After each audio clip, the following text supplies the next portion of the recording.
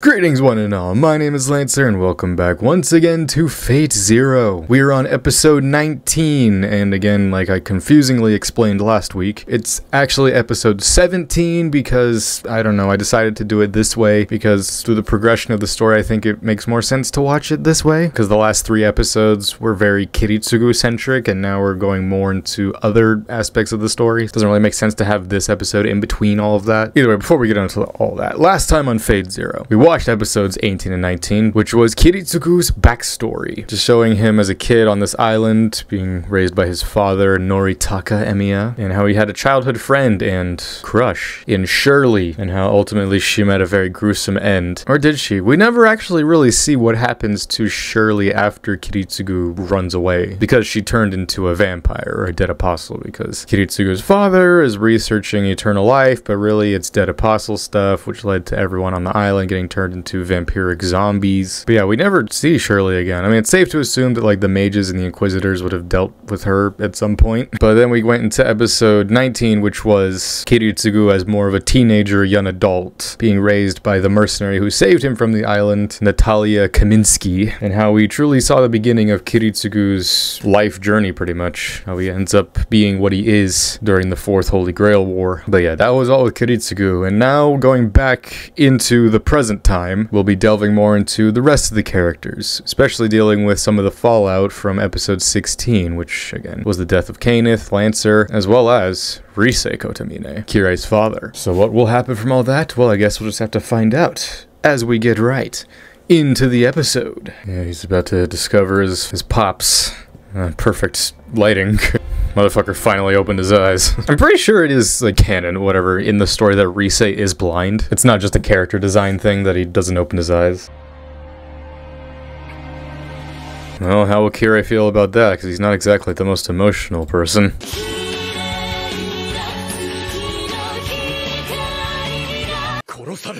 Oh, why are we in Japanese, motherfucker? Why would anyone kill him? It's unthinkable. This cannot be allowed! He was the overseer. He was just like a second father to me. It's been one unexpected disaster after another.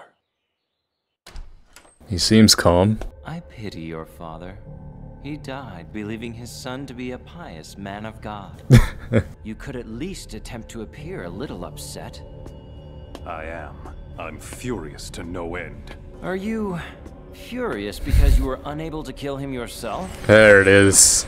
And then he just fucking leaves. There's a lot to talk about with Kirei in this episode. That's why we're doing it as a one-off thing. Just that little poke from Gilgamesh. Just like, you sure you didn't want to kill him yourself? Again, if you're familiar with Fate stuff at all, kind of ties back to the story about his wife. Oh yeah, I forgot in episode 16, Irie like passed out. I'm sorry. No. As long as you were truly fine. That is all that really matters to me. I've always liked Irie and Saber's relationship. Tosaka? Yes. He requests that we present a united front. Wait, an alliance? The thought of dealing with Rider and Berserker must have Tosaka feeling rather uneasy. Yeah, I mean, by all means, the easiest servants to deal with have been dealt with, you know, Assassin, Caster, and Lancer. It's sad now, because again, we're going into the second half of Fate Zero, and then characters are dead now. Like, I'm gonna start finding myself, like I had before, it's just like missing certain people's voices. You know, part of me kind of misses Caster and Ryunosuke, their crazed laughs, and of course, definitely gonna miss Lancer. If there is anyone in this war who can defeat Kiritsugu and claim the Holy Grail for himself, it is a man named Kirei Kotomine. Defeat him in battle, yes. What would a fight between Kiritsugu and Tokiyomi look like? Because again, Kiritsugu is very proficient with gun combat, but hand-to-hand, he's not the greatest, as we'll see in later stuff. But Tokiyomi, I wouldn't say is probably that proficient in hand-to-hand combat either. Then again, we only really see him in one fight. And even then, he was against Karya, and he wasn't really trying. They're similar, I guess. It's just like they have long-range attacks. I still would have liked to see that fight. Aoi. Oh, this scene. This is a crucial scene going into like unlimited blade works and stuff. Man, out of everything Tokiyomi talked about with Karya, just like, yes, my wife is superior breeding stock. It's just, he doesn't care about his family. He only cares about the lineage that they will carry on. That's why he gave up Sakura so easily. Your father says that he would like to speak with you. Keep the Mages Association in your debt till you grow up. After that, I leave the rest to your judgment.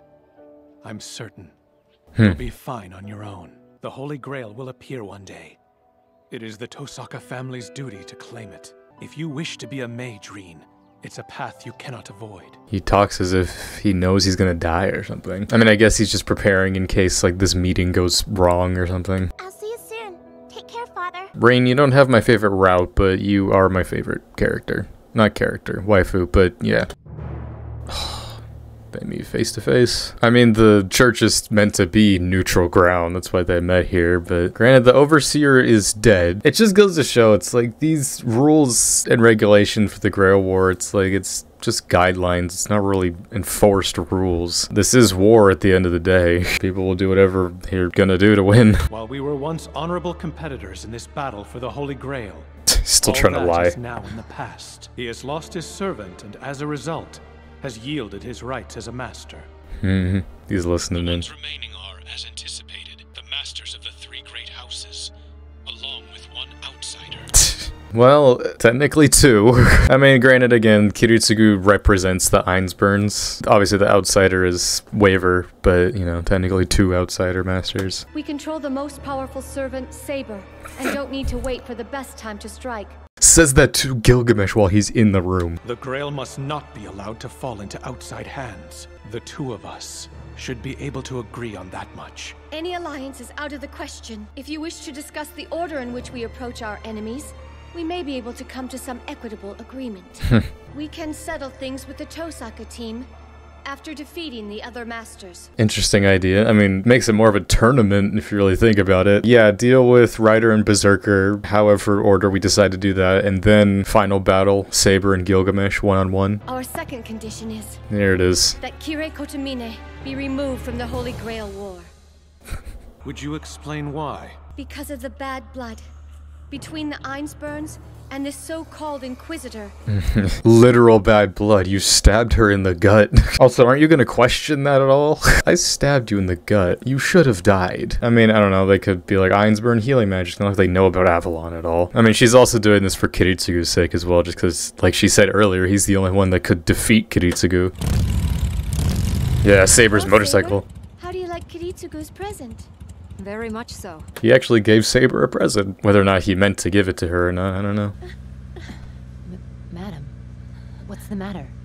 Please drive, Maya.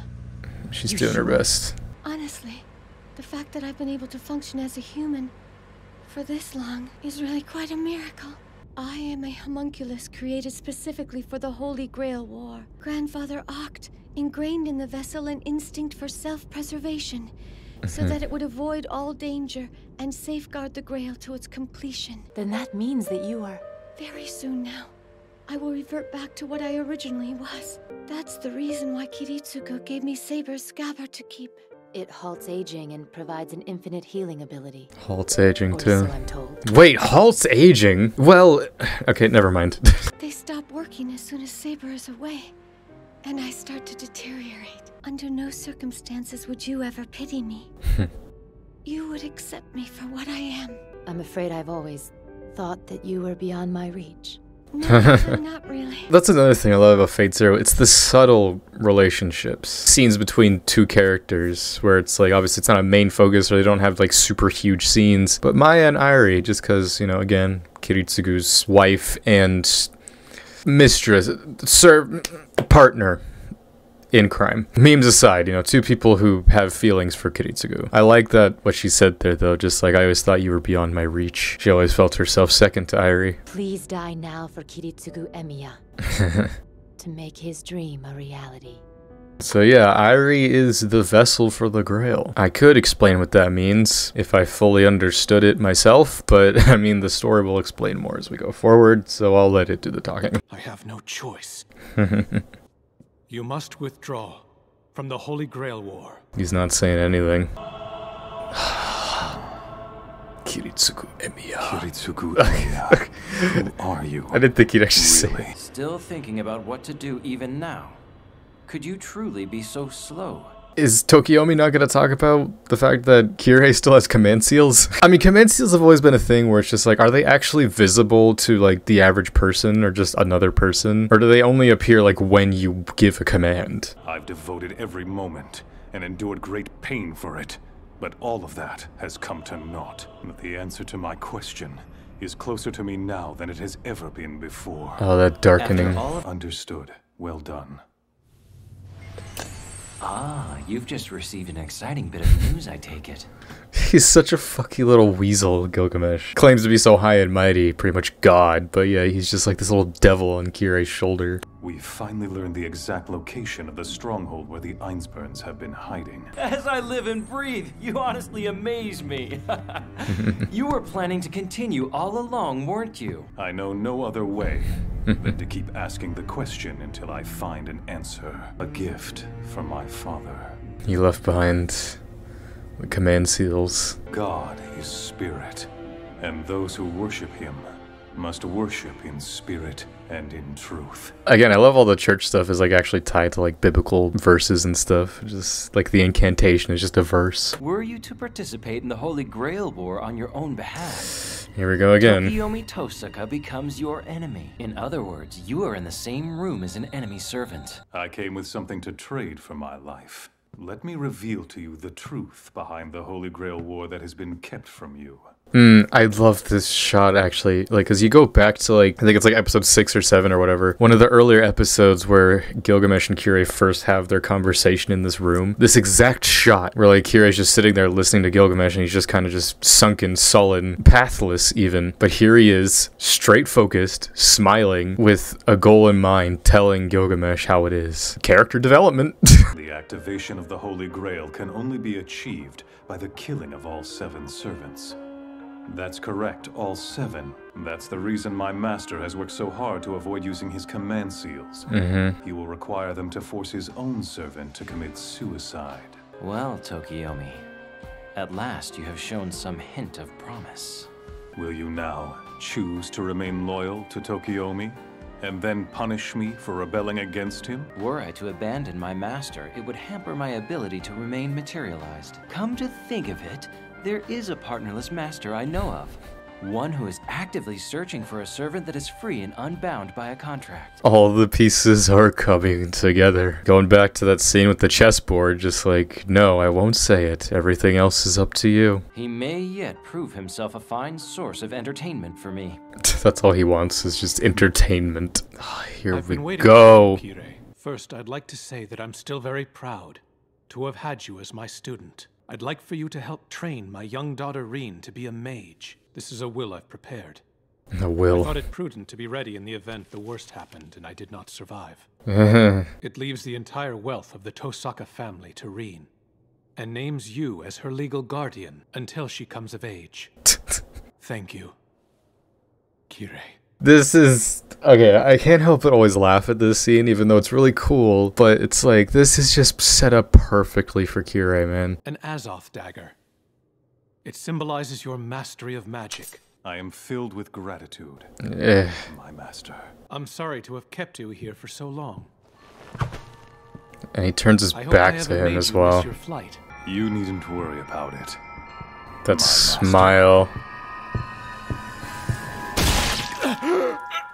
I never got around to buying myself a ticket. It's like a Death Note shot. Jeez. How like my father you were. Even at the very end, you never really understood me or my inner motivations, did you? God, man. Again, I mean, Tokyo was just setting himself up for death without even realizing it. I mean, even going to earlier, just like talking to Reen, just like, yes, keep the Mages Association in your debt. I mean, again, I guess, you know, Tokyo is preparing himself to die, you know, going into battle, maybe. But it's like, yes, I am proud of you, my student. Here is a will containing all of my money, as well as my consent to be my daughter's guardian. Here is a knife to stab me in the back. Look at that. Such an idiotic expression. He's smiling. A little better. My will creates your body. Yep. And your sword creates my destiny. Kirei Kotomine, my new master. That easy. Now, Kirei, let us begin. May you have your fill of amusement from me. Until such time I find the answer I seek, I shall gladly play the fool for you. Fool. Oh, man. I love that episode so much, man. It's really simple, but I love a good, not revenge tale, but, you know, just a good plan. Whew, man. Well, that was episode 17. Kirei and Gilgamesh's plan is finally coming to fruition. The tides of the Grail War have shifted once again. Tokiomi is dead. I mean, as I talked about during the caster battle, it's like we're at a point in the story where every single episode there's going to be a major death of some sort. Tokiomi. I mean, it's one of those stories that's kind of set up from the very beginning with Kirei, is just especially being manipulated by Gilgamesh and whatnot. Ever since that fucking chess scene where they talked about just like, oh yeah, the Grail could still choose as a master. You would need a servant who doesn't already have a master. You're going against Tokiomi if you do certain things. It's crazy. Just from that point on, just as soon as he gets the dagger and just is smiling, he just doesn't stop smiling. Ah, Kirei Kotomine. Just also adding that on top, just with Crispin Freeman's amazing performance for him. That's why I love him. That's why this show sparked my love for that man and his voice. And yeah, and then also him taking the command seals. I mean, his father left him behind. I mean, it's a good thing Kirei found him, because, like, what if someone else came in? Like, what if Tokiomi came in and just, like, Gospel John? Not that he would know, but I guess you could just, you know, Bible app on your, or this is the 90s, never mind. But just, I don't know, pull out the Bible and just read the passage. Yeah, it's not exactly clear how many command seals he has, but it's something like 20 or some shit. Because again, Risei said several episodes ago, it's the left behind command seals from all the past Grail Wars. Though it's hard to say if the command seals that went unused in this war, like, is it once the war's over, or is it like once the master dies? 'Cause if that's the case, then he has like Ryunosuke, because he never used any of his command seals, and I guess now he would have Tokiomi's 2 unused command seals, and Salau technically had 2 unused command seals as well. But yeah, now we're going into Kirei's war now. This is not so much the war for the Grail, but just Kirei's war for finding his joy and Gilgamesh's entertainment. I just love how Gilgamesh is visualized in this episode, just always on like Kirei's shoulder, just being a little manipulative devil. He's definitely Satan in this. Makes sense that he was summoned from the shed snake skin. But yeah, man, sheesh. We're going into pretty much the last act, I would say. Like, yeah, that was definitely the event that signified the end of Act 2, I would say, and now we're going into Act 3. It's hard to say, like, what was the end of Act 1, I guess? It would probably be when the Grail dialogue happened, because that definitely changed a lot, obviously, with revealing Ryder's reality marble and the death of Assassin. All that to say is, this is probably the only death going forward that I'd feel happy about. Because, I mean, again, it's like Tokiomi, you don't feel sad for him. I mean, this episode kind of tried, just with, like, that scene with Rin, where it's just, like, he's trying to be a father, but just, like, with what he talked about with Karya in the previous episodes, just about, again, his wife being superior breeding stock, his children only being vessels to carry on lineage and power. He doesn't care about being a family man, he only cares about carrying on the name of the Tosakas. I mean, he's at least tried his best to play at being a kind father, because obviously Rin cares about him, but I mean, obviously Aoi doesn't. It's not that she doesn't care, but you can tell that she just, it's like she talked about in the first episode with Karya, it's just like, this is the path that's chosen when you become the wife of a mage. Tokiomi's death, yeah, I feel more happy just because it's like, yeah, Kirei, that's fucking awesome. Just the perfect plan that just so happened to all come together. I would have liked to have seen the, like, what was Kirei's initial plan? Because obviously he committed himself to killing Tokiomi, but like, what if Tokiomi, like, didn't give him a dagger or anything? Like, how do you, I mean, it's not like he doesn't have blades on him at all times. He's an inquisitor, so he probably just would have done it with his blades. There's still a lot left to come, and I can't wait to get into the rest of it as we go into, again, the last act, the last 5 episodes of Fate Zero. But either way, this was my reaction to episode 19/17. Join me next time for episodes 20 and 21, as well as everything else that'll be coming out soon. So until next time, I'm Lancer. Thanks for watching.